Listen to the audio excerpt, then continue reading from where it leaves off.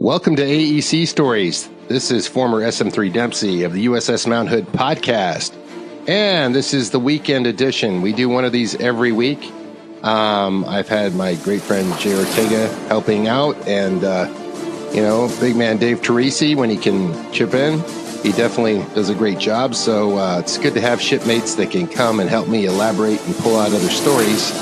So today we're going to talk about life after the Mount Hood, but still in the Navy for Jay. So Jay, tell me where you went from the Mount Hood and how all that happened, like step by step. Don't even skip A school or C school, whatever you went to. Well, 1, 2, 3, go. Thank God I made it to that Chiefs board where, luckily for me, I kind of navigated through all the non-disciplinary hellhole that was a Mount Hood. But somehow I managed to get recommended for A school. So I go to A school, and did you get to pick your A school? Not to be so choppy on you, but was it one A school you requested and you just took the one that came to you, or you had an intention on what you wanted? Oh, brother, I went into it blind. I mean, literally blind. All I knew was the two jobs that I didn't want was mess cook and the deck aide. And you're still questionable about weapons. You just left weapons division, and you requested an A school. Was your enlistment coming up, or what was going on? Or you were just at that term? I had already, at MEPS, how they tell you what you score on your ASVAB, and they give you a long list of jobs that you qualify for. And I was just like, well, hell, I didn't get into this outfit just to break a sweat. I want to sit on my ass.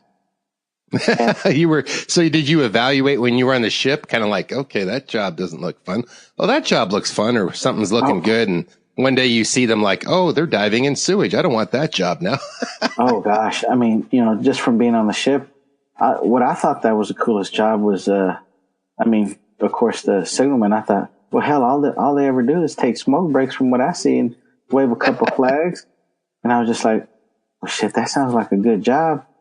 And, of course, whenever I'd pass the ship's office or I had to go do some business in the ship's office, I was like, now these cats, they got it made. I mean, they get to sit down on their ass all day, type some papers. I mean, little did I know that, you get to sit on your ass, but they do their fair share of work too. I mean, not that it's, you actually sweat at it sometimes, but there's a different kind of pressure.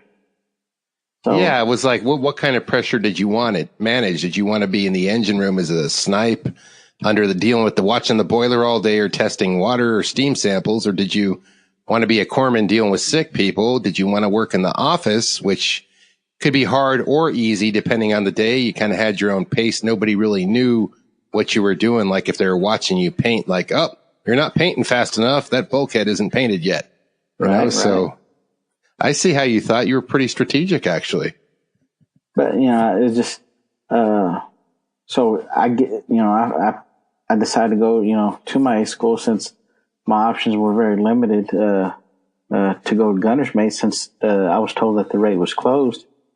So I'm like, they told me, well, you can have the option to re-enlist and, go Gunner's Mate, but we can't, the command can't send you to A school because the A school, the rate's closed. And I said, well, how good is that what good is that gonna do me, considering that the Navy, I don't know about now, but of course back then you had a certain amount of years to advance from E3 to E4 and then from E4 to E5 and so on and so on. Right. And I'm just like, well, hell, I'm looking at 8 years, and I'm, if I make it 8 years, then I'm going to be forced out. And I said, well, hell, this doesn't sound appealing to me. So, yeah. But, so did they say you picked Yeoman? Now, was it Yeoman and something else, or was it just Yeoman that was available? What you talked to a detailer? Oh, it was just Yeoman. Okay. And, so I get to Yeoman School. Well, ironically, when I get to Mississippi, it was kind of foretelling omen that somehow my luggage gets sent to, I think, Hartford, Connecticut. And I'm great. like, how the hell does my, luggage get, my luggage is supposed to be sent to Mississippi with me, but it gets sent all the way to Hartford, Connecticut. Oh, goodness. So I'm stuck for clothes. So, the people at the airport, they're like, well, we can still go ahead and take you to the base. And I'm just like, well, I'm stuck like Chuck. I ain't got no clean clothes. To hell with it. I told the cab driver, take me to Taco Bell. I'm depressed. I might as well eat, right? so I ordered me a couple of burritos, and I think one of them was a cheese burrito. And, God must have been sending me a signal, because as soon as I bit into that burrito, I had hot cheese squirt all over my pants, and when you wipe the cheese off, it didn't look like no cheese stain. I mean, if you know what I'm saying. Yeah. So I get. So you're there going to Yeoman School, and Yeoman's going to be kind of squared away too, because they're always dealing with the brass too, usually, right? Oh man, dealing with the officers. Yes, and of course, the next day when everybody's supposed to show up in the uniform of the day, bell bottoms and your working uniform, and I'm still in my civilian clothes, and I just get my ass tore up. I mean, they're like, "Well, what the hell are you?" doing standing here like that? Where the fuck are your clothes? And I said, my clothes are in Hartford, Connecticut. And people started laughing at me. Let's send it to the submarine base. Like, get over there. They're like, Ortega, I've heard some bullshit lies, but this is a bullshit lie. And I said, no, this ain't no bullshit lie. Well, when are you going to get your fucking clothes back? Well, I said, if you know some direct signal, got some direct line to the, airport, I said, I sure would appreciate it, because I'm kind of musty. I need a shower. So, I got off on the wrong foot there. But, oh goodness. Being that it's Mississippi it was a great looking base, from just being there a few short days, it was awesome. But, there's always, how they always tell you when you get to A school, don't get tied up with a local girl, because all they want to do is look for a husband, ready-made husband, so they can get the hell out of town. Because a lot of these country girls, they ain't never been out of town. Yeah. So it was kind of Officer and a Gentleman type rerun movie, but based on the economic situation, a sailor's income was a good deal of money in a town like, in Mississippi, based on what the earning potential was in that area. Your job was like, you might as well be an executive, man. Oh gosh. I mean, and sure enough, me and my buddies, we'd go out to town, go out to the mall. And of course we eventually met up with a group of girls, and, I meet up and, start dating a local girl. And, this is too easy. I wonder why. Everything's just trucking along in A school. I'm doing good. Like I said, I never was the academic type. So instead of, striving to be an A student, hell, I was coasting by with between 70 and 75 average. Right. Well, I get involved with this one girl, and it's getting close to, finals. Yeah. Well, and I tell this girl, I said, look, I am going to leave, and we're going to have to end it. She's like, well, what do you mean we're going to have to end it? We've done all kinds of various activities. We've held hands and French kissed. This is it. You're my husband. Okay, I get it. Well, it goes a little bit more further than that, but I think your listeners came to see where this went. But anyways, then I told her, we're gonna have to call it quits. She's like, but I thought you loved me. I said, baby, we just been dating a couple months. I mean, I've got to be dating you we got to be dating a lot longer than a few months just for me to say I love you. Well, we've done all, everything under the sun. How can you? And I said, done the whole manual. My goodness, we've completed the manual. We've signed off. We're certified. Right.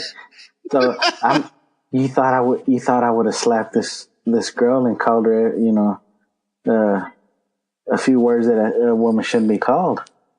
And, she got all upset, hoo-hawed, and cried, slapped, it was just, she just freaked out on me then. She was locking down the hard manipulation on a young man. Oh yeah, she ain't lying. Because was she a little premature in what she was expecting for what had transpired, do you think? Like, because I know a lot of guys, they get manipulated into being married, and you're actually talking to somebody who went through the same thing. It should have been a warning to me that she was still in high school. Yeah. And of course, I was in good like Flynn with her parents.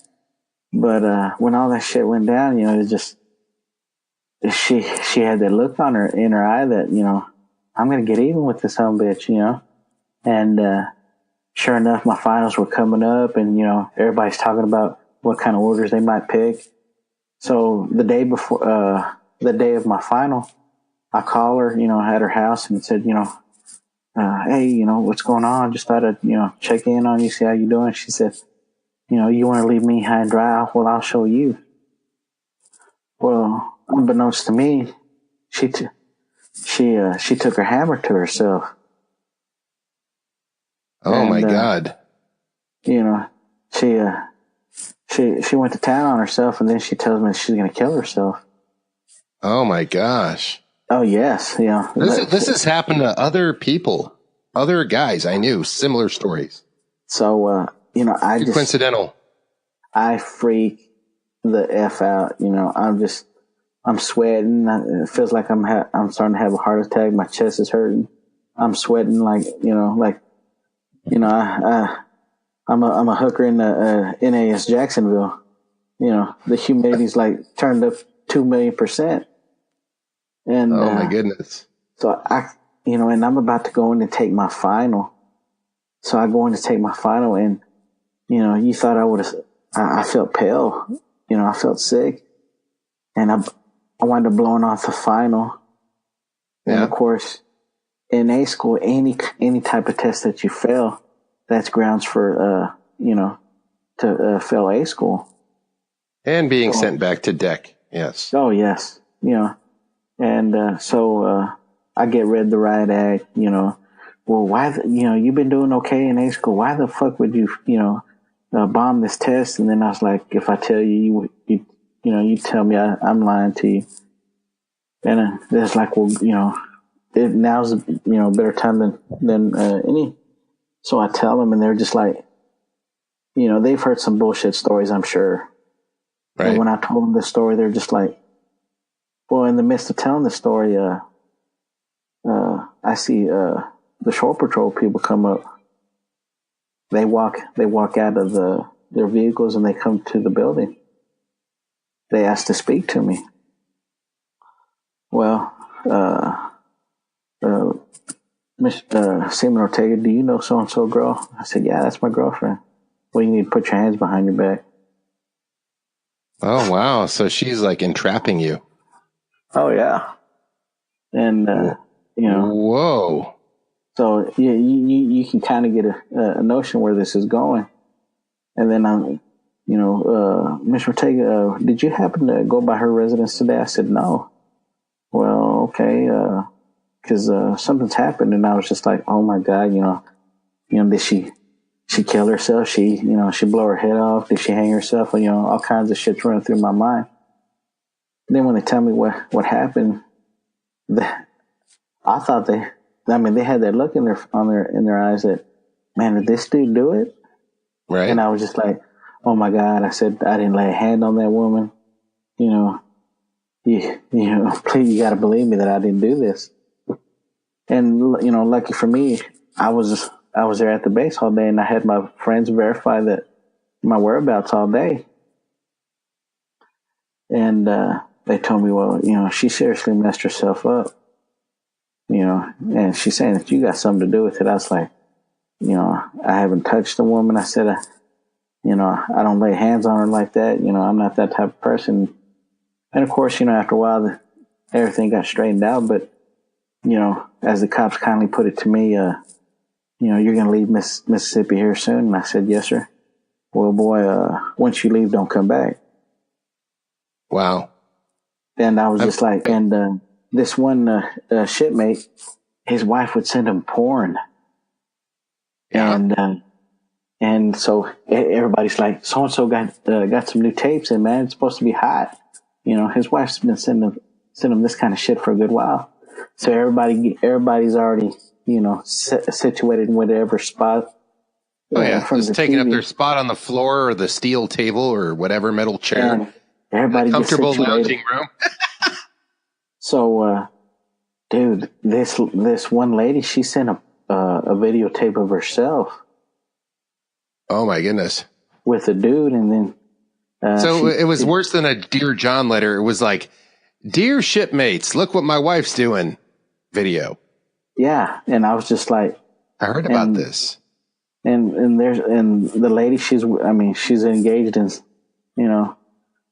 in several acts with whoever she was with at the time making that video. She turns around and tells her, she addresses the camera saying, "I want a divorce." Oh my gosh! While we were at war, this is somebody who's like, it's all on you. Somebody who's all about definitely a narcissist. I mean, if you're going to put on a full body display of intimacy with another man, and I mean, send that instead of a John Deere letter. I'm kidding. I love the John Deere joke. I got that from some movie, but the Dear John letter. A Dear John letter was enough. And then you see, oh my gosh, she left me. I'm like, yeah, but you get mail call. You get 2 letters from 2 other girls on 2 different islands anyways. Or are you so sad?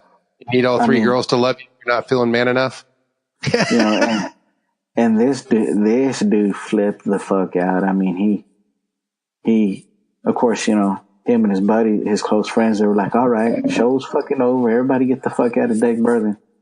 I can't imagine the embarrassment of that as a young man, because your ego, you think you're the man, you think you're so volatile at that age. Yeah. And of course, being that we were the young men that we were, there was quite a bit of us in the fantail smoking cigarettes, and we're talking shit to ourselves, well, my girl better not be doing that shit. She lucky I'm over here on the other side of the world, because I'd whip somebody's ass, We're just talking at our ass, but you talk about having a bunch of guys, fully charged and pissed off. Yeah, they felt bad for him. They're shipmate. Oh gosh, and of course I don't know how y'all were told in y'all's division, but we were told in no uncertain terms, you don't mess with anybody's wife that you work with. For the most part, that was pretty solid. But the Navy's an interesting organization, because we spend 6 months out at sea, and if you were in Alameda, one ship pulls out, another one pulls in, and who's hanging out at the bars for the single guys? A bunch of other guys' wives clubbing it up. Yes, exactly, and and. I can't remember if I mentioned this in one of the podcasts, but the other podcasts that we've done. But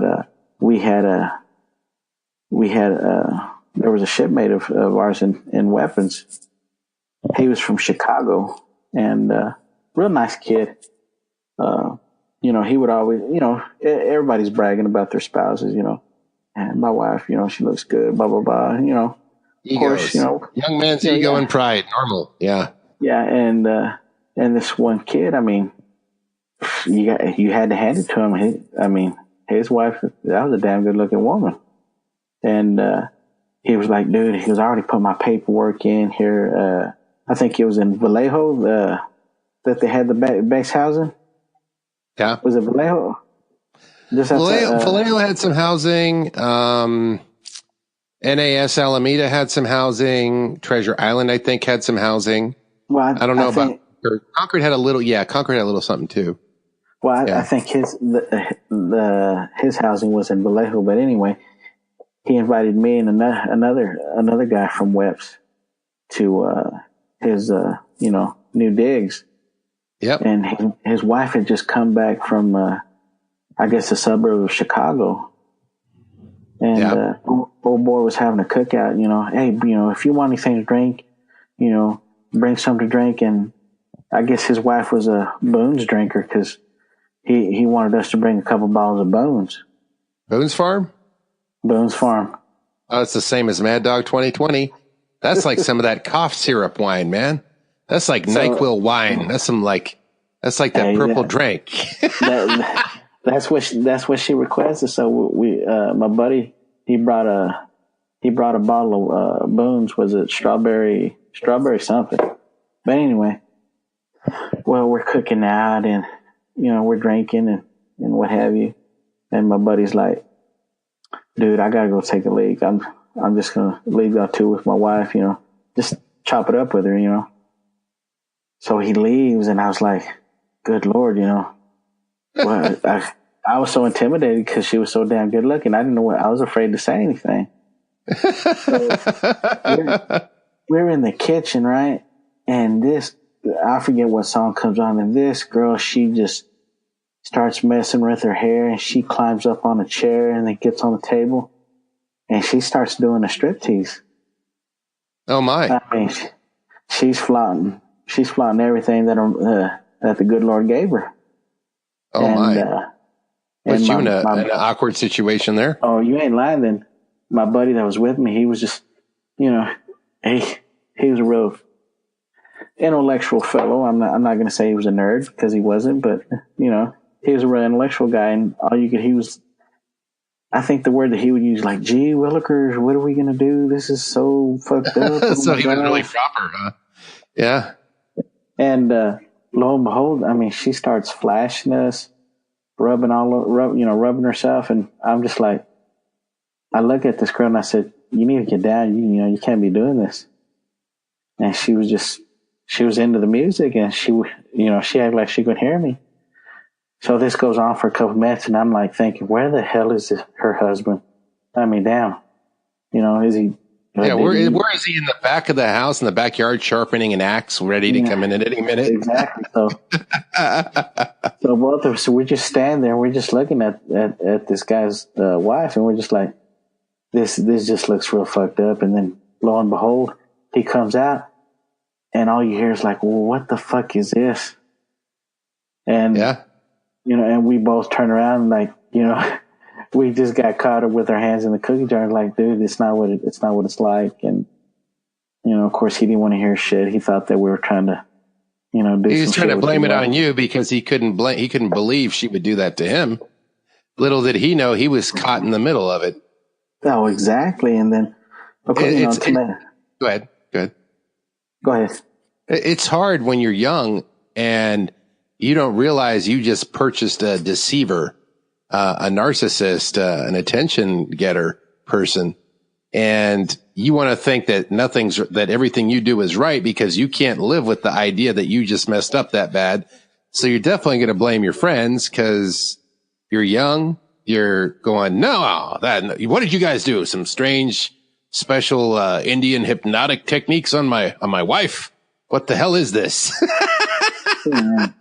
And it just, when shit finally got word back to the division, oh my gosh, me and my buddy, we got read the riot act about, you're not supposed to fuck your shipmate's old lady. And I was just like, dude, ain't nothing like that went on. I was like, she just started to get up on the table and start dancing and, doing the shimmy shakes, rubbing herself all kinds of ways. And I was just like, good Lord, I didn't, I didn't do anything. Yeah. And then, of course, the expression, I have, my eyes bulge out of my head to begin with.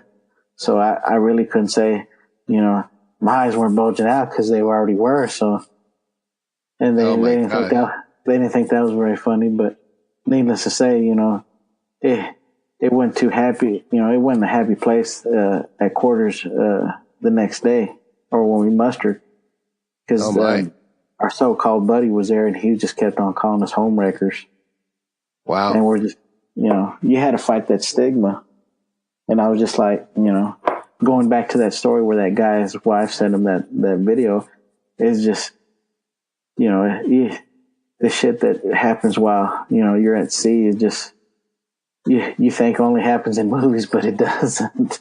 No, I mean, there's like a theory, like when you're in your early 20s and you're married, how long before that love is questioned?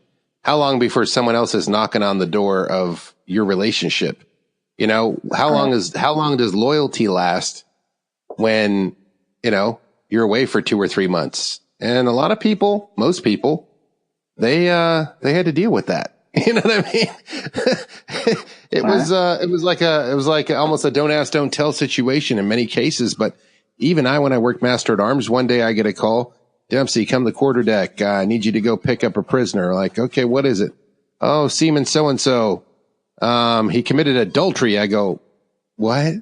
You're going to have me pick up someone from adultery?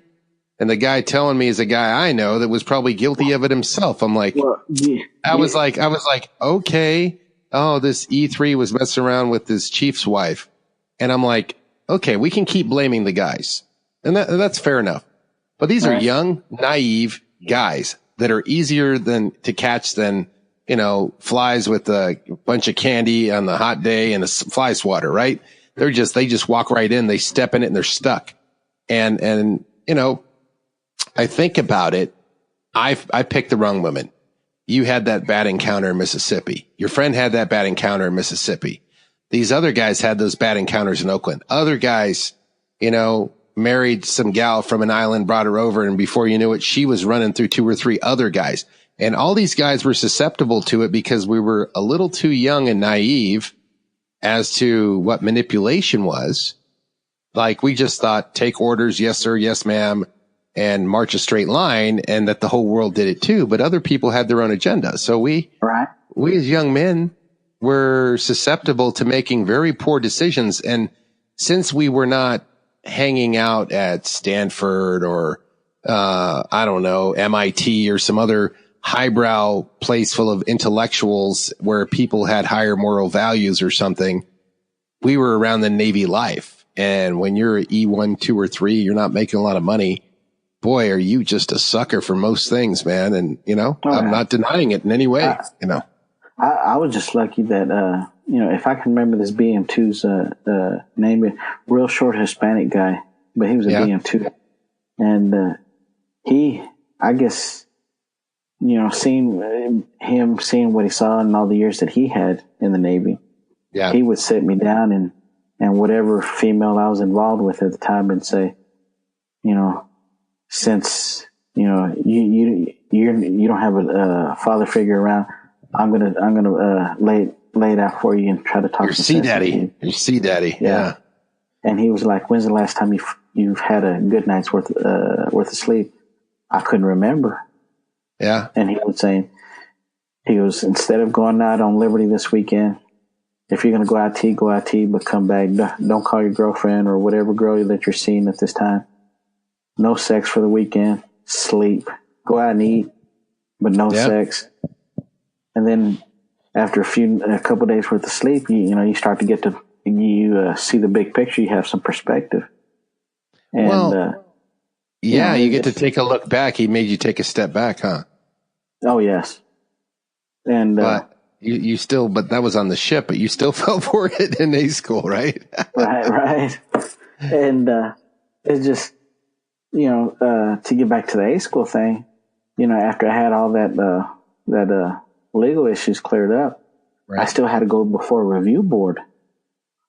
And, of course, it looked like a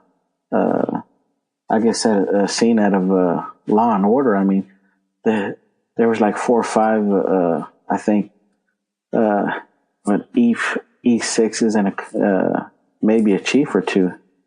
Wow. And I was just like, shit. I was like, this is just a review board, not some damn, I didn't kill anybody. Right. And of course, I'm in my Cracker Jacks. I'm in, parade rest. And of course they march me into this room and they're just like, they're berating me, cursing me out, talking shit to me. And we heard that you've got a story to tell about why you fucked off your A school. Right. And I tell them my story, and they're just either they wanted to laugh or they just, who could concoct, some kind of shit story like this.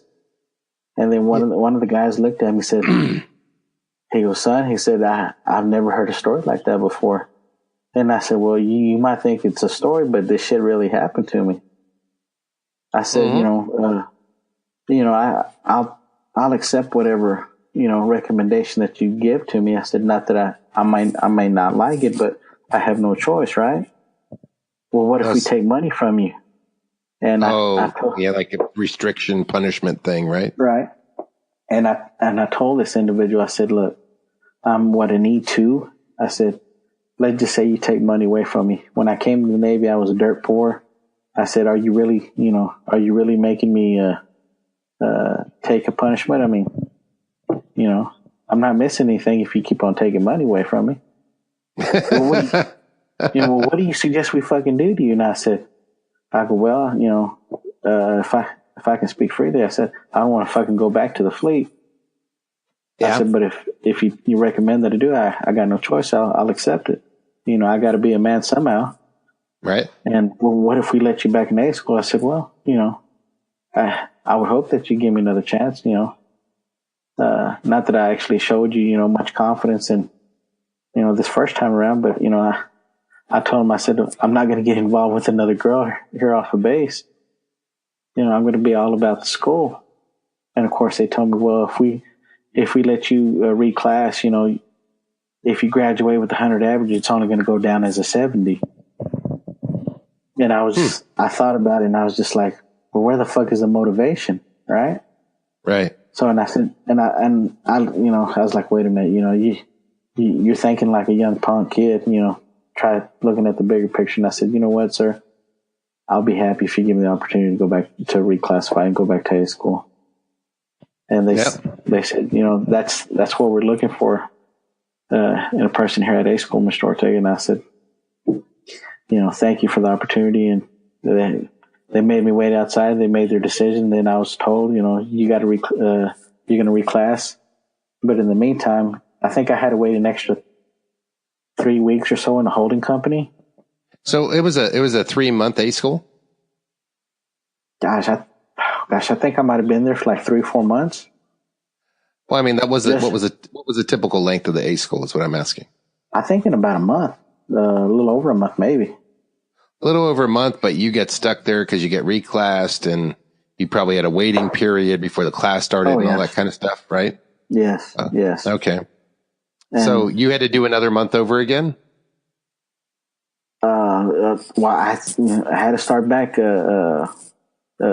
class. All over again.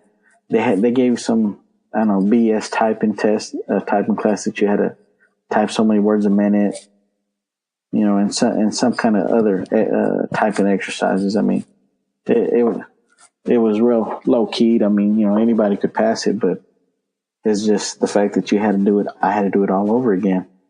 Yeah, monotony. Yeah, and I cruised along. I applied myself a little bit better. Not that I was an A student or anything, but when it came to the final, I think I made like an 85 or a 95. I mean, but still, I had me and this other guy that I guess he had got reclassed too, because I don't know what kind of incident he had, but we were going to be given the last 2 billets left on the board. Right. And so, I think he scored higher than I did. So he got to pick before I did, but you looked at all the billets. I mean, shit, it was nothing but fleet billets with a couple land duties sprinkled in there. And of course, these cats, young kids that were in front of that had picked before us, they hadn't been to the fleet, so they had they had delusions of grandeur because, oh my gosh, I want to go to the fleet, blah blah blah. I'm going to do this and that, and I'm just like, these son of a bitches got no clue what the hell they're going to get into. But hey, you go pick your ship duty, and one by one, they start picking off these, the ship duties. And I'm just like, oh my God, things might work out my way after all. And the last two billets available were in Cuba, one for one side of the base and one side of the other. So I got to pick the last and only duty station left, which was VC-10 in Cuba. And I think someone told me, well, that's ship duty. And then another person was like, no, that's land duty. And then finally someone clarified it for me and said it counted as both ship duty and land duty. So, what was it though? Was it airplane or something? Well, it was a land-based squadron. Okay. But where was the ship? Where was the ship involved? Oh, I think that's just the way the Navy classified it as. Okay. So you end up in Cuba. How much time did you spend out there? A little over a year. Just a slight month or two over a year. Wow. And at first I didn't like the idea of being on a base that's closed off. The only way off the island is either by boat or by airplane. Right. And at first I wasn't too happy. I was kind of pissed off, but once you get situated in that place, oh my gosh, I couldn't ask for a better duty station. Tropical weather. Oh gosh, I don't think it got below 66 or 68 at any given time. Good swimming, good beaches. Good swimming. Oh well, I'm a notorious bad swimmer, and yeah, we get that from that other podcast. Yeah. And by the way, when is that coming out? If you don't mind me asking. I don't know. Did I release that one already? I think I did. No, I think you released the first. You said there was going to be like a 2-part. I did everything in one. I did the one for the weekend, and I got to double check. Because I think I did release it this Monday. Well, I listened to that podcast, and we didn't get to talk about Cuba. Oh, we didn't talk about Cuba yet. We didn't really get into it. I didn't cut anything off the podcast. Okay. Right now, the last one was Gunner's Mate Striker. Yeah, Life and Weapons Division. That was it. And the one we did before that, talking about the Navy days. So we did 2. But I don't think we did Cuba though. No, that's why we're talking about Cuba today. You talked briefly about it on that one. Yeah. Okay. There you go. So I can set the whole scene for the story then. Yeah. Well, like I said, I'm a notorious bad swimmer. And so every so often I would, I lived, where our barracks was about a mile and a half away from the beach. Yeah. So it was in like a nice 5-10 minute stroll to the beach. I mean, it was that quick. So it was early in the morning because I wanted to see the sunrise. And, so I would get out and just off the beach area. There wasn't much of a beach, but anyway, I'd be in, say, 20, 25 feet worth of water. And I'd take a big old, gulp of air and swim down to the bottom. Yeah. Sink to the bottom like a rock. The good old Navy tradition there, like a rock, and kick back up. Or somewhere in between going all the way up, I ran out of air. So I'm ingesting seawater and I'm fighting like hell, just to break the surface. Oops. So I finally break the surface and I immediately start throwing up. Oh, wow. So, I was always of the affirmation, you're going to sink or swim, and I'd be damned if I'm going to sink. So I'm going to, that old Navy mentality, I'm going to nut up and I'm going to start swimming. So I managed somehow to make it to the shore. And, like I said, for your life there. Yeah. And I was proud of myself. I made it, even though I was covered in vomit, I still made it to shore.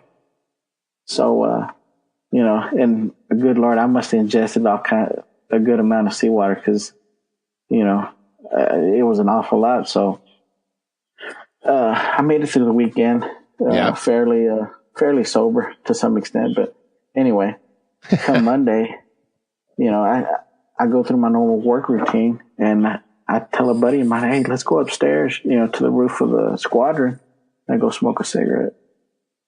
So somewhere in between smoking a cigarette, I start getting sick. I mean, my buddy told me my whole face, color of my facial expressions just turned ghost white. I start sweating. Then I wasn't feeling good, so I told my buddy, I got to go downstairs and sit down and take a breather. I mean, I just don't feel good. I make it down to my office, and the last thing I remember was I told them my chest hurts, and I fall flat on my face. Yeah. Well, they think that I'm having a heart attack, so they call the meat wagon, the ambulance on that side of the base, and they take me to the little what do you call it? Hospital? Sick bay? Well, sick bay, whatever. Sick bay, yeah. We'll say sick bay. And of course, all that the corpsmen were told was I was having a heart attack. So I come to, and I see the crash cart come out. Oh my God, you talk about shitting on myself. I was like, I'm not gonna, I'm not having a fucking heart attack, but thought you were about to get defibrillated. Yeah. Shockers on your chest. Yeah. And I got people running around that place like, they were scared to death. Well, they couldn't figure out, why I was having a migraine from hell, that I was real sensitive to light, and that, my blood pressure was getting sky high, and I was just out of it. So they make arrangements for me to be sent to the main hospital across the island, or across the base, excuse me. So yeah. I finally make it to the other side of the base, and I literally spent a whole day in the emergency room, and wow. For the life of them, they couldn't diagnose what the hell was wrong with me. And so they literally had to sit a corpsman down with a legal pad and a pen, and they basically made a chart of what my actions were the whole fucking weekend. All because of that seawater? All because, well, they couldn't come to a conclusion what was making me sick. And then I finally told them the story about, I was swimming and I ingested a bunch of seawater. Well, they came to the conclusion that, being that we're in the Caribbean, mm-hmm. That whenever the ocean or the sun, hits the ocean, there's microorganisms in the water. Oh, goodness. So that activates all the microorganisms in the water.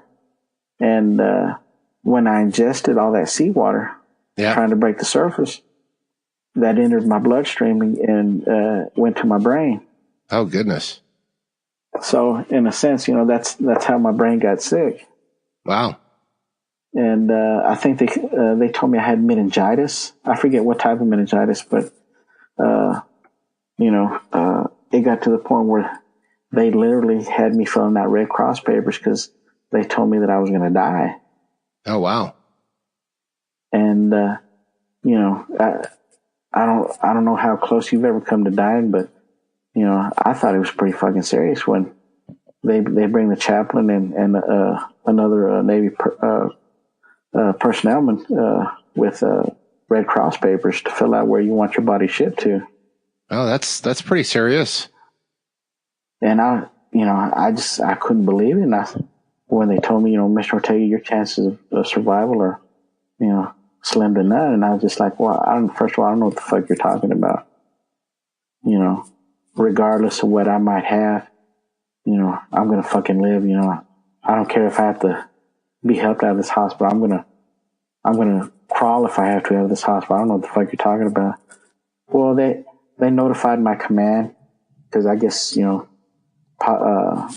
policy dictated that, they notify the patient's command. So I start having officers, the master chief, the captain of our squadron, I'm sorry, that you got this bad news, but I'm going to write a letter to your mom and, explain, what's going on with you, and that, you know, you fought this thing that you're going through. And I said, Cam, I don't know what the fuck you're talking about, but I'm not going to die.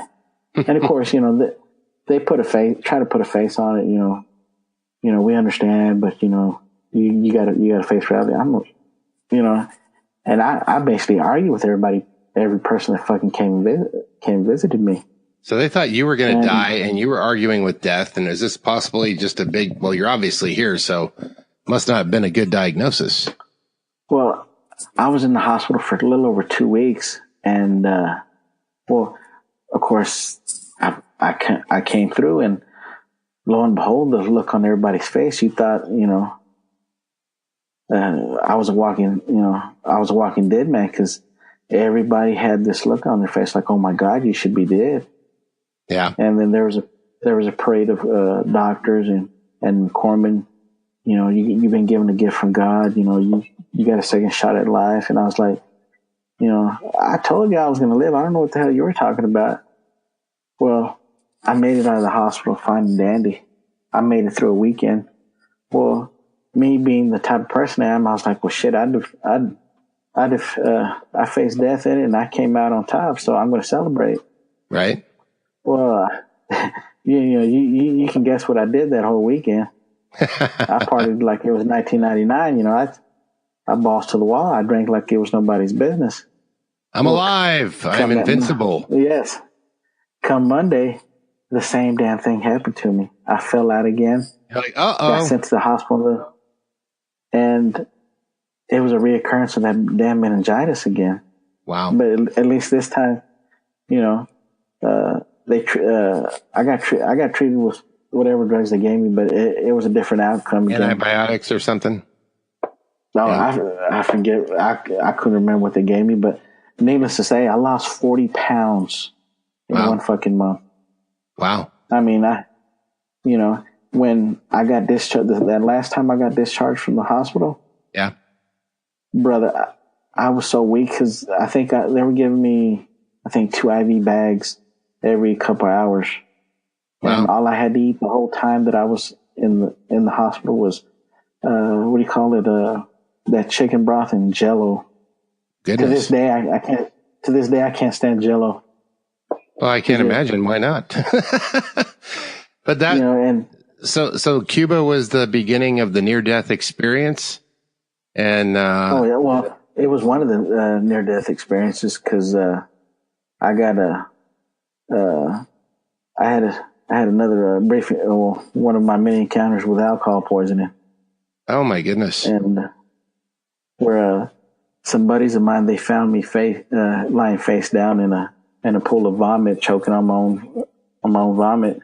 You're a little self-destructive. I'm glad you're still alive. Oh, bro, that is, you know, that I don't equate it with luck. I just, you know, I'm here for a reason. But, you know, the look on from what my buddies told me, I scared them shitless because they opened the door and they see me choking on my own vomit. My face was blue or purple. My lips were about the same color, and I was seizing. Wow.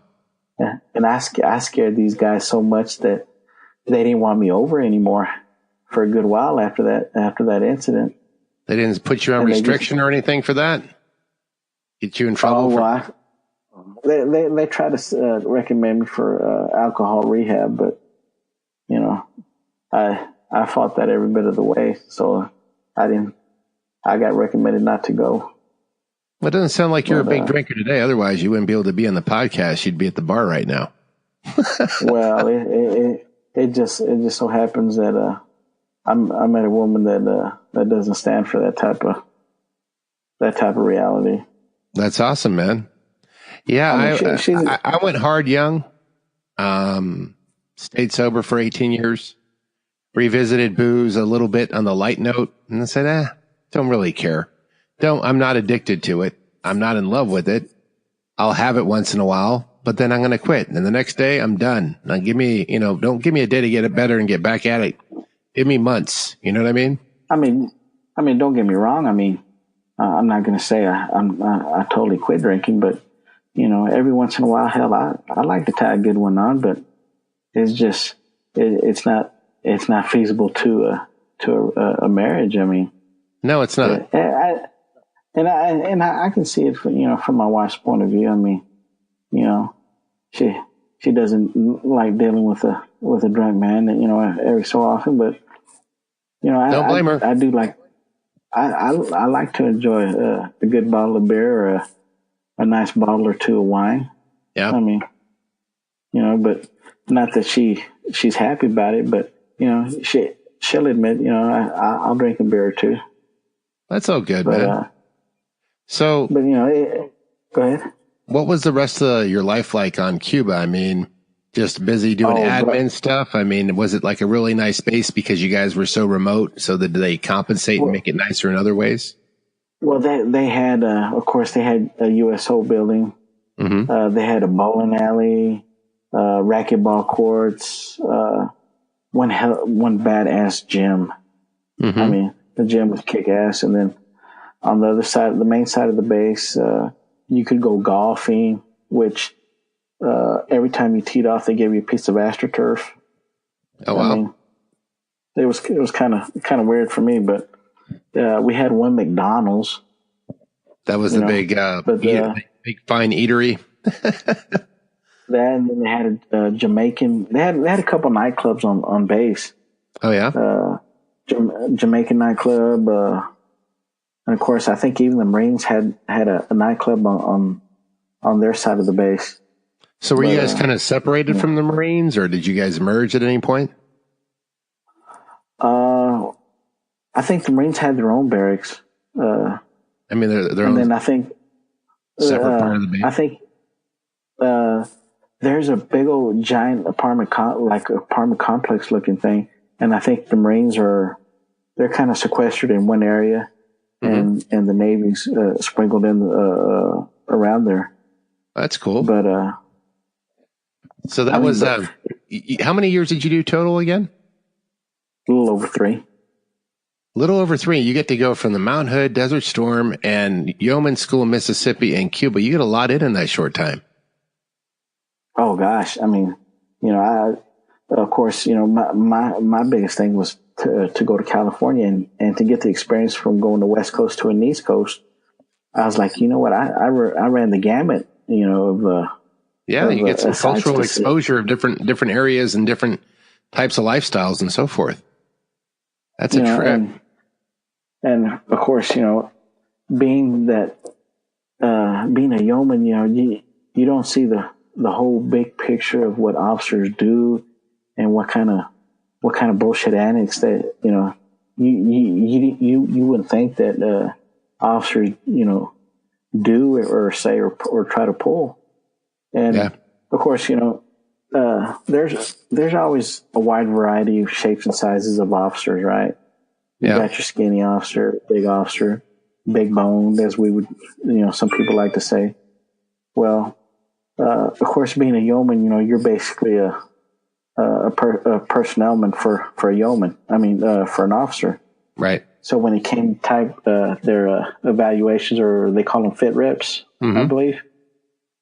And of course, back then, what's a man's basic BMI supposed to be? The body mass index, the body weight. Yeah. Yes. Under 22, I think, or 21. Yeah. Well, we had one officer. This fool, he liked to eat. You could tell this brother liked to eat. Well, I'm typing up his fit rep or his evaluation, whatever, and I went by with what information I had, and he must have had he rated like a 26 or a 29 BMI, and this son of a bitch came back, he'd been mad, and he said, "Ortega, this information's fucked up," and I said, I looked, of course I knew he wasn't fucked up because you could tell by his waist size he wasn't fucked up. So I looked at him. I said, "The paper don't lie, sir." And I said, and I looked at his gut, and he said, "Well, what the hell are you looking at? You telling me you calling me a liar?" Ooh. I said, "Sir, I'm only going by what's on paper." I said, "You're trying to bully you to get what he wanted, huh?" I told him, I said, I am enlisted. I'm supposed to do what you say, right?" "Well, what are you saying?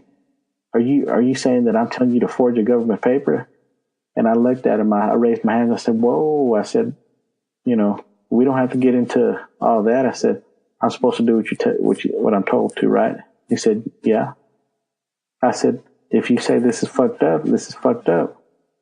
Mm-hmm. And he looked at me and he didn't say nothing. So I said, well, let me correct this. I went back and I typed it up again.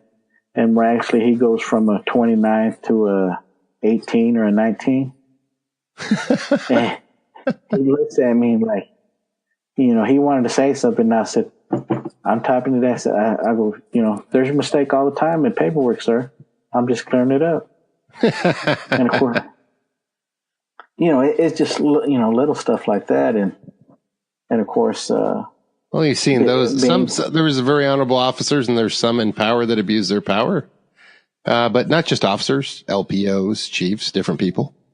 Oh God, we had a lieutenant commander and a Hispanic guy, but I think this individual, I think he was more into the fact that he had a hot trophy wife. And I don't think he was interested in making rank all that much. He was a lieutenant commander. Yeah. But he had it in his, he wanted people to call him commander. Because you know how commanders want to be called captain, lieutenant commanders want to be called commander. Yeah. Well, I think one Christmas, him and his wife showed up at the squadron, and she was just like, I just want to invite all of y'all to our home. We're having Christmas dinner. I know a lot of y'all are not going to have the opportunity to see y'all's family, so y'all can come over to our house and have Christmas dinner. Oh, that's nice. And if y'all want to, y'all can bring y'all's own alcoholic drinks. And recipe for disaster. Well, my buddies, they're all like, okay, yes, ma'am. They look at me, and I said, what the hell are y'all looking at? And they were just like, well, we know you like to drink. And I said, I'm going to be on my best behavior. Well, we get all, dressed up best we could. And we show up to the commander's residence. Well, shit, I think I bought a case of like Bartles, not a case, like a 6 or 12 pack of Bartles and James. And then I bought a case of Budweiser. And my buddies, they're all with little 6 packs of Coors Light or what have you. And they were just like, well, damn, how long do you plan to stay here? I said, well, hell, not that long, just enough to, eat and maybe watch a football game or what have you. So we're at the table, and, well, who's going to say grace? And everybody's looking. I said, well, fuck, I'm not going to say grace. I mean, I don't see why everybody's looking at me. And they look at me like, we know you're not cursing. And I was just like, well, fuck it, I'm not going to curse. So somebody finally says the prayer, and as soon as they say amen, I said, fuck it, let's get tore up. Yeah. Oh my gosh, you could tell I want their cup of tea. And my buddies were just like, they were afraid to start drinking, and I reach over and I crack up a Budweiser, and they're just like, you're drinking right now? Well, through the course of the meal, I'm just hammering them down, putting them away. Yeah. And my buddies are like, dude, you realize you just went through a 6-pack like nothing? And I could just see the commander and his wife. They were just like, man, these guys are eating up all our damn food and they're drinking. Or at least one of them is. Oh my goodness. But I don't know. I guess I tend to let things fly when I was around the officers. And I don't know. To me, it was just the overall vibe of being on the island. I mean, you're constantly being around the sun. I mean, hell, it's never cold. Yeah. I mean, but it's just I don't know. To me, we had it all. I mean, ironically, thank God I wasn't married. Yeah. I don't think I would have made a very good husband. But oh gosh, I mean, too many opportunities. Oh God, I mean, if you wanted to go scuba diving, they had great scuba diving. If you like deep sea fishing, I mean, for those cats that like to go fishing, they had all that. Water skiing. I mean, they didn't have very much surfing, but there was always some interesting stuff that you could always do on the island. So you're kind of like at a resort / base, right? Oh God, I mean, you could do a lot on that base. I mean, not that I actually did much shit on the other bases I was at, but it was a wide variety. I mean, so what happened? I mean, how did that all wrap up? Like you came to the end of your enlistment there, just time passed by and time to get out, or what? Well, it was around that time that I guess Clinton was still in office, and of course they were trying to downsize the military, and of course when they said they were recommending base closures and this and that mess. And of course, we get wind that our squadron might be recommended for decommission. And of course, you got hardcore people that been in that command for years, years upon years. And when they were told that it might be decommissioned, people were just like, they were dumbstruck. Bullshit, this can't happen, man.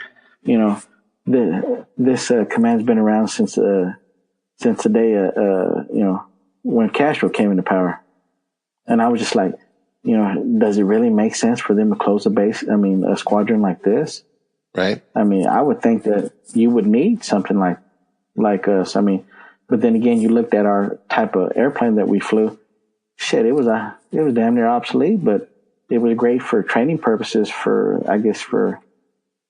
F-16s and other type of, because our type of jets, I mean, it was like a little bitty outdated sports car, but compared to the new sports car, you could use that as a training tool. I see what you're saying. But when it came to the officers that flew these type of birds, if they wanted to transfer to another command that flew different kinds of birds, well, hell, they'll be left out of the loop.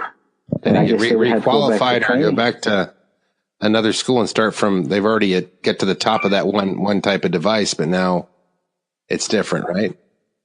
Exactly. Interesting. And, when the word finally got down to that we were being decommissioned, and it was just, you saw people literally freak out, because what are we going to do from here? What billets are we going to be able to pick from? And of course, I think, the people that determined, what people were going to pick certain billets, our command was told that we were going to be given first priority on any type of billets that we chose. Yeah. So, of course, hindsight, what it is, being what it is now, I was just stupid, Well, I was thinking, you thought you wanted to stay in later on? Is it wrapped up? They're like, you're going to get out of the Navy now? This is the end of your orders? Or was it early out, or what happened? Well, they wanted me to re-enlist for another 6 years. Oh, 6? And they were like, yeah. And I said, well, shit, I've done this much. Why not do another 6? I can do 6 on my head. Right. But I told them I wanted land duty. Yeah. Well, where do you want to go to? And of course, first words out of my mouth, I want to go back to Frisco. Right. Well, they gave me some, whatever fucking carrier that was in this area. I said, you got your damn mind. I ain't going to no fucking carrier. Right. Well, we're going to, what's your next choice? What about Sasebo? Well, we can put you on land for 2 years, but you're going to have to do the 4 after that on a ship. I said, I just came from a dual command. And before that, I was on a ship. So how the hell are you going to tell me I got to go back to You're not even getting a proper rotation. You're getting C on C. But technically, Cuba was like shore duty, sounds like to me. And I even threw out Diego Garcia, and I said, what person in the right damn mind is going to ask to be put in Diego Garcia? Yeah. And I figured, well, if I endure that hellhole, that should endure me to to get some kind of sympathy for land duty. Yeah. And they didn't have it. I mean, they weren't trying to hear it. Wow. And I was just like, well, shit, I'm getting screwed over in San Francisco. I'm getting screwed over in Sasebo. I'm getting screwed out of Diego Garcia. I said, I got to be in one unlucky bastard just to, you know, not get Diego Garcia. Yep. And of course, by then, I guess I was pissing off the senior chief billet instructor. He goes, well, Si, I just can't, what the hell do you want me to do? And I was just like, and he looked at me, he kind of suggested offhand, well, you ever considered sub duty? And I said, well, sir, you got life messed up because, I'm from Texas. I thank God every day that I can see the sunlight. I wasn't meant to be in no big ass tube. And he was just like, well, I don't know what I could do for you. And I thought, like I said, you think you got the world by the balls, and well, fuck it, I can make it outside, And when I said, I'm going to put in for an early out, gosh, you thought I insulted the senior chief. Well, that's typical, though. When you're getting out, usually it's like, oh, you're going to go flip burgers. They condemn you to the burger flipping because most people that have stayed in expect everyone else to stay in with them. And they look at those that are getting out early as like, you were never really in kind of thing. It's just typical of the culture, though. It's in any force. Yeah, and it was just, and when, of course, word got around that I was thinking about getting out, I think either it was, I don't know if it was the captain or somebody in khaki told me, if you want to get out, you're going to have to fucking do it yourself. And I said, what do you mean? And I was in my office and they pointed to a bunch of publications and that had dealt with Navy regs. If you want to fucking get out, you're going to have to do the legwork. You're going to have to get your ass, get in those books and find that. I said, well, can't you help me? And they were just like, son, I'm not going to help you, in your career in the Navy. Yeah. And I was just like, well, this guy's, I don't salty. see why. Salty. I asked you nicely, and he goes, and I'm telling you nicely, get the fuck out of my face. There you go. And, I could have taken it as, him being an ass to me, but I was just like, I think this guy really doesn't think that I want to do it. So I literally took the time, and Lord knows how many hours I spent not drinking beer, foregoing the taste of beer to actually look in the damn book and find the right proper way of doing paperwork to get myself out of the Navy. Yeah. And I was proud of myself that I actually took the time and, but. So you processed yourself out with your yeoman skills, but, it sounds like it was quite an adventure there, man. Yeah. And at least I can hang my hat on this, that, I typed up the command's, letter to an admiral announcing that we were going to be decommissioned. And, I did all the, ship's paperwork, announcing the ceremony, what have you. And I was tasked with doing that. And you're saying ship, and you mean task force, right? There's no ship there. Well, true. But, I was put in charge of, doing that paperwork, and I hardly had any help. I mean, if anything, I got my ass chewed out by the first class chief and the division officer on how to do shit right.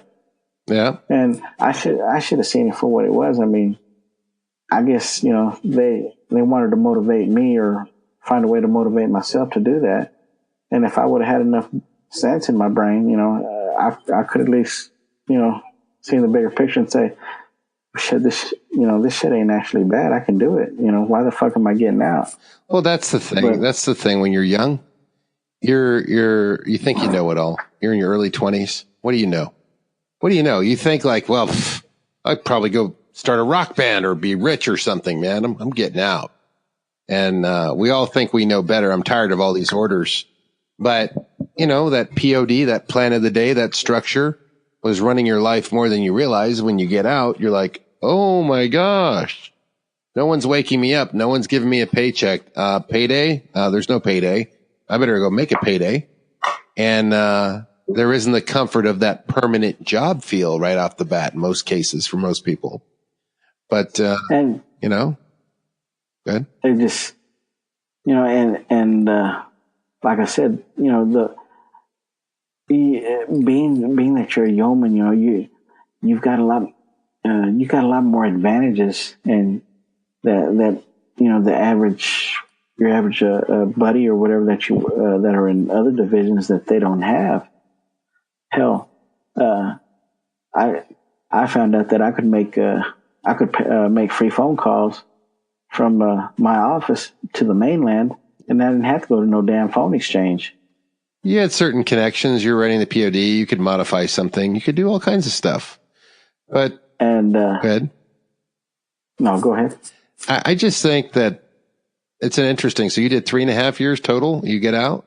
Mm-hmm. But yes, 3.5. But your story sounds like a whole lifetime, amazingly, doesn't it? I mean, we've done 3 podcasts, and and there's still more to dig on, because the way the Navy works, if you're one place for 2 weeks, you could have a whole life in that 2 weeks.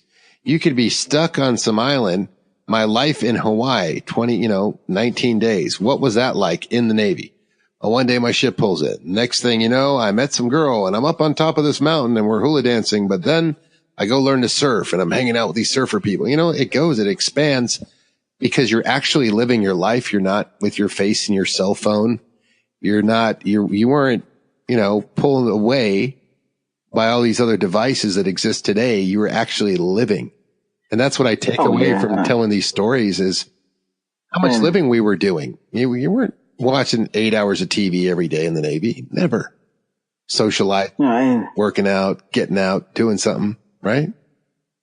Right. And, the old Navy. Should I say the old Navy?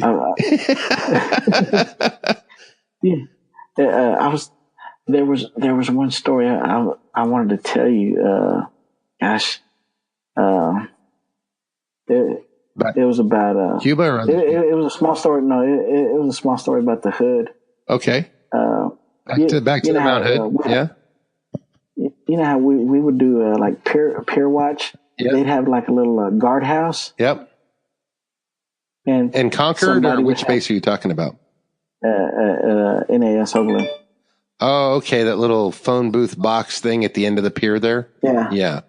Well, unbeknownst to me, the guy that would always, I guess I was tasked to be at that damn shack, but the guy that went before me, I guess he went a little bit earlier than me. So he would always say, Taco, I got this. Well, I didn't know that this SOB was drinking 40s the whole time on watch. Oh, so his whole trick is like, no, I got your watch. I'll stand your watch. Well, I've got 40 reasons why 40 ounces of Budweiser.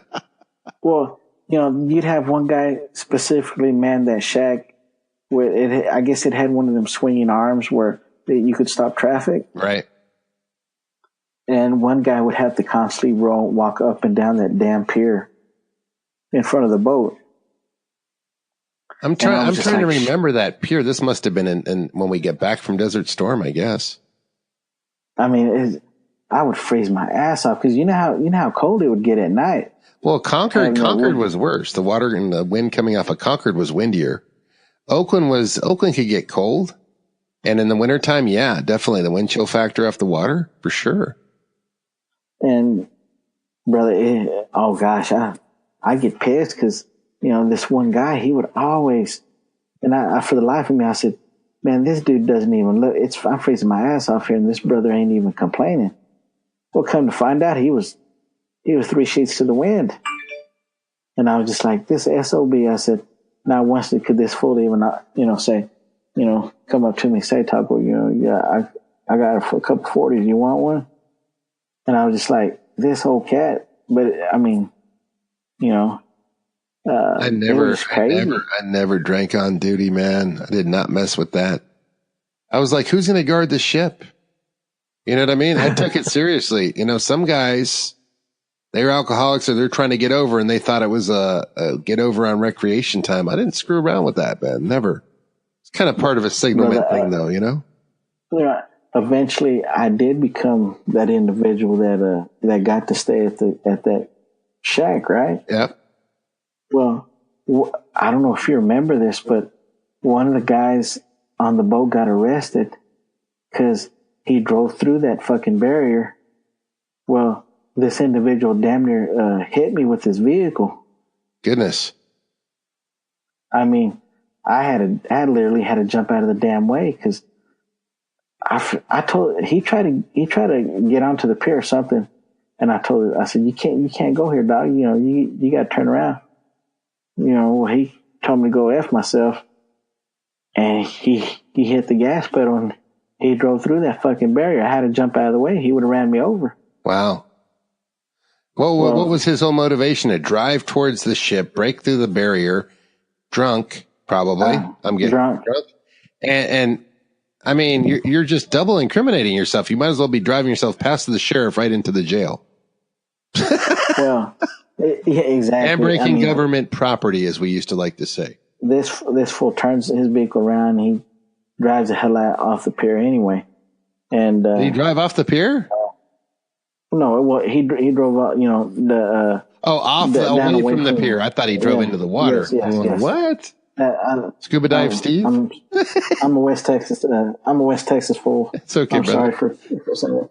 But I like how you put anyway, it. later on that night, you know, I got explained why the hell that barricade's on the ground, and I said this SOB, you know, he almost hit me. He took a swipe at me. I had to jump out of the way. This guy would have killed me. And look at the shit that he made. Oh goodness! And, you know, I was lucky that I threw away most of the drinks that I had that night. Anyway. Wow. But you could have been there with him. Well, I was drinking. He showed up drinking. He didn't like my attitude, so he tried to run his car past the barrier. What? Well, I think the shore patrol that was on duty that day, I guess that night they made their report, and then whoever the master at arms was on the boat, they made their report, and they were like, "Are you for sure he's on this boat?" And I said, "Yeah, that motherfucker's still on liberty. He still hadn't come aboard." Right. So they made me. They had me as part of the quarterdeck watch there. Yeah. So my only purpose was to identify this son of a bitch. And oh my gosh, he took forever to fucking come back on board. He was hiding out, and he just basically came and faced the music, huh? Well, yeah, because I mean, he didn't have no choice. Yeah, what's he gonna do? So just show up and try to play it off, and hopefully it went away. Everybody forgot about his actions a moment earlier. Yeah. So as he's walking up towards the quarterdeck, he sees me, and then he sees the master at arms, and he just, he lowered his head, and he stood there, and they said, "Were you so and so?" And then they pointed to me. Is this the guy that did that earlier? I said, "Yeah." Well, shit, he got arrested there. They took him away, and then I think he got captain's mast, and then I think he got kicked out. Wow. You know what's crazy is that, all the stuff that we're looking at. I mean, if you work anywhere, even where you work now in the prison system, right? The guys you work with, how many of them are getting towed in, getting picked up for jail, anything like works with a bunch of crazy young sailors? Nothing like it. You could work at Google. No. There's not like, Johnson. Yeah. Johnson, the head of director of IT. Yeah. Well, he got really hammered the other day and he drove over a bunch of scarecrows at the pumpkin patch. He's in jail. He won't be in today. You know what I mean? Nowadays, if you have a disagreement with somebody, even if you exchange words, they'll bring up workplace violence and that'll give your employer a cause to fire you. Yeah. And of course, you have to watch your six. Back in our day, if you had words with somebody, guys and weapons, we had words with each other. You think you're a bad son of a bitch? Well, let's go down to the magazine hole. We'll settle this like men. Yeah.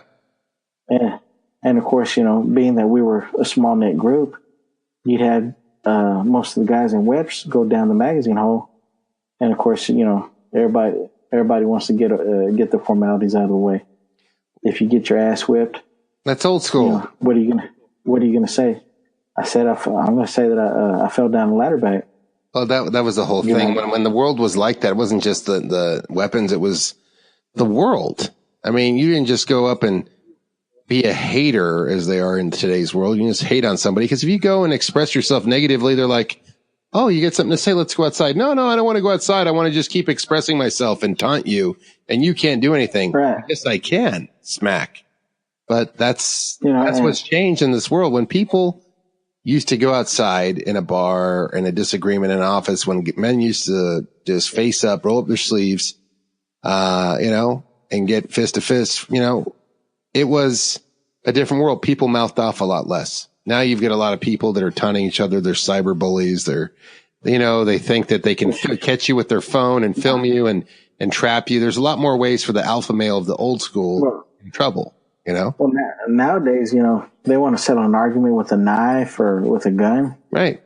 And the coward has found new tools. That's basically what's happened. The cowardice, and of course, back on my time on the hood, shit, once we got the formalities over with, you strapped it on and you took your licks like a man. You fall down, you get back up, and when everybody's had their fill of hitting each other, the other guys around were like, "What are you gonna say now? Are you done?" I said, "I ain't done by a long shot, but I took what he had and he took what I had. If people ask me, I fell down." And of course, come the next morning when everybody's at muster, you'd have Gunny or a chief or the first class look at you. "Well, what the fuck happened to you?" I said, "I fell down." "Well, how many times are you going to fall down?" Did that ladder back have some knuckles? And I said, "I don't know what you're talking about." Yeah. And of course, after so many times this happening, the guys in the division, they'd be like, "This fool actually stayed down," and you start to build trust with these guys and you have a rapport, and these guys, whether they like you or not, they start building a rapport with you. Respect is caused by towing the line, but it's pretty interesting. I had the other guy listen to your podcast, Joaquin, and he told me he sent you a message because he related to you a lot. He was another Latino cat that he was from East LA though, and he went from deck to, "Hey, come over here in weapons." You know what I mean? And he's like, man, it just trips him out to hear us guys that are older than him because he was on 98 to 99. So he's 37. Oh, wow. In our 40s, right? So, I mean, I'm almost 50. So that's what it's like to hear the older guys' stories. But that's the crazy thing is we all shared these experiences. And there was some other weird thing, like people had similar names, like certain names kept popping up.